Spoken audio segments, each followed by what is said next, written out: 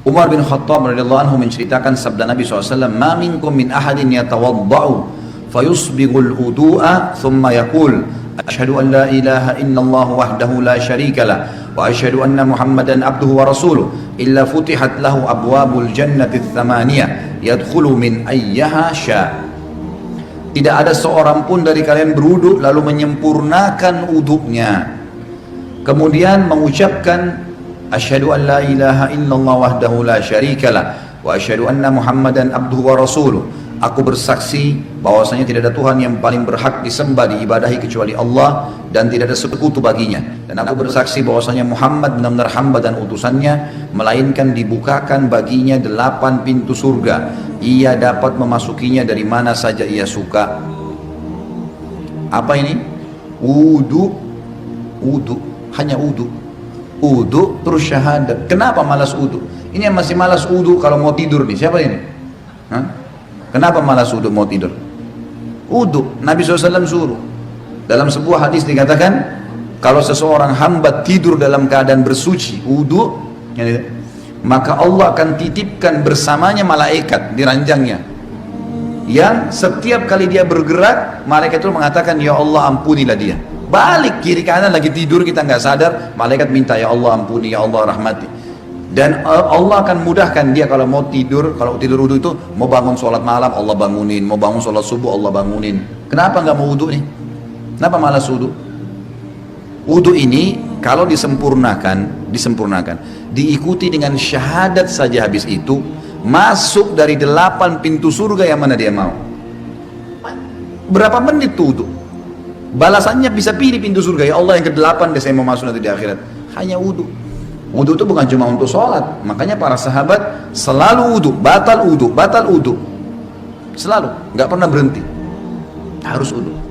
Tapi makna hadis ini adalah pelajaran pertama, Bapak Ibu sekalian, siapa yang berwudu dan menyempurnakan wudunya,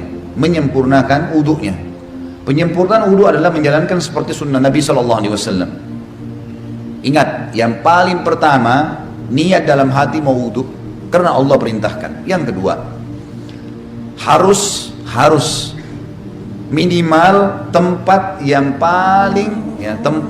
paling standar, minimal ya. Seperti misal wudu itu pergelangan tangan yang diperintahkan, ini pergelangan tangan, ini batas minimal. Penyempurnaannya adalah menyentuh semua batas minimal. Kurang sedikit wudunya nggak sah, sholatnya nggak sah. Makanya ada makna hadis menyempurnakan wudu, maksudnya adalah menyempurnakan tempat minimal, dan kalau Bapak Ibu lebihkan jauh lebih baik. Sabda Nabi SAW, saya ingin sekali bertemu dengan saudara-saudara saya. Kata para sahabat, ya Rasulullah, kami saudara-saudara Anda. Kata Nabi SAW, bukan, kalian sahabat-sahabatku, saudara-saudaraku yang datang nanti sepeninggalku, kita-kita ini semua. Lalu sahabat faham, mereka berkata, ya Rasulullah, bagaimana Anda bertemu dengan mereka? Bagaimana Anda bisa mengenal mereka nanti? Karena ketemunya di hari kiamat. Kita ketemu dengan Nabi SAW kapan? Di hari kebangkitan, mahsyar. Bagaimana Anda mengenal mereka sementara Anda tidak mungkin kenal mereka, tidak pernah ketemu, mereka juga tidak pernah ketemu dengan Anda. Kata Nabi SAW, sungguh dari tempat-tempat wudunya umatku akan keluar cahaya yang terang, dan tidak ada itu pada umat yang lain. Makna juga daripada hadis ini kata ulama adalah wudu itu hanya ada pada umat Muhammad SAW. Makna hadis itu karena dikatakan akan keluar cahaya dari tempat-tempat wudunya umatku. Maksudnya kalau umat-umat lain juga ada wudunya, berarti keluar cahaya juga. Sudah dibedain. Kata Nabi SAW, keluar nanti dari tempat-tempat wudu kita keluar cahaya semuanya. Dan bukankah seseorang yang memiliki kuda-kuda yang banyak bisa membedakan antara kuda-kuda itu?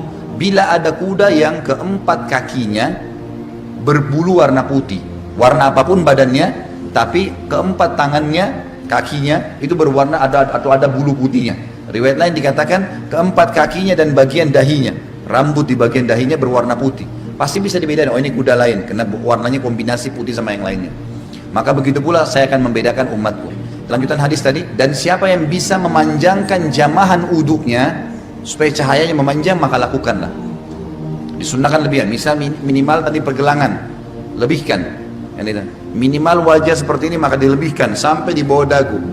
Kemudian siku, Ini batas minimal, lebihkan sampai di lengan. Batas minimal kaki, mata kaki, lebihkan sampai ke betis gitu kan. Dan boleh wudu pada saat orang lagi mandi, di kamar mandi tidak pakai pakaian boleh. Asal bukan di tempat umum, insya Allah nggak apa-apa. Lah iya, kamar mandi kita sendiri ada pintunya tertutup nggak ada masalah. Karena pernah ada yang bilang gitu, Ustadz boleh nggak saya wudu sementara saya mandi? Atau saya harus tutup dengan sarung atau handuk? Kalau sendirian nggak ada masalah, nggak ada larangan di situ. Maka kita boleh. Nah pada saat itu justru kesempatan melebihkan. Siku bisa dilebihkan, mata kaki bisa dilebihkan, kan bisa dilebihkan gitu kan, kesempatan pada saat itu. Wudu yang benar, yang dikatakan sempurna adalah contohnya mengambil air dengan dua telapak tangan kanan, dua telapak tangan, kemudian kalau keran lagi jalan juga begitu, menarik dari sisi punggung kanan ke kanan ke pergelangan dengan tangan kiri. Ini dulu dimulai tarik dari sini, dilebihkan ini batas minimal lebihkan.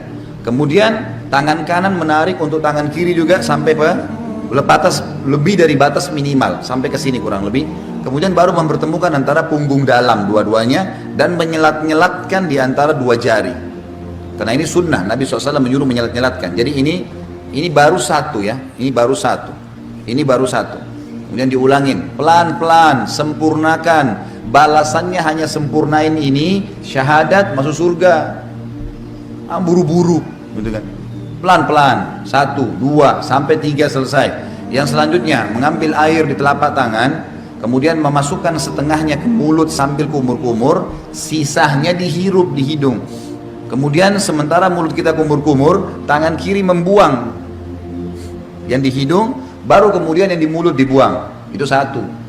Sebagian dalam mazhab Malikiyah dianjurkan agar ya menggosok mulut dengan jari. Terutama yang saya katakan adalah di bagian depan gusi, karena biasanya di sini ada lendir yang membuat bau mulut nggak enak.